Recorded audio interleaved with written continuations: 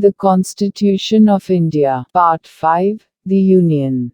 Chapter 2. Parliament. Officers of Parliament. Article 97. Salaries and allowances of the Chairman, and Deputy Chairman, and the Speaker, and Deputy Speaker.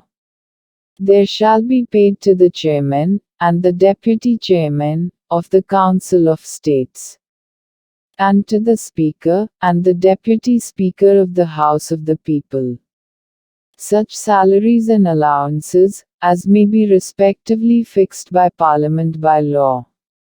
And, until provision in that behalf is so made, such salaries and allowances as is specified in the second schedule.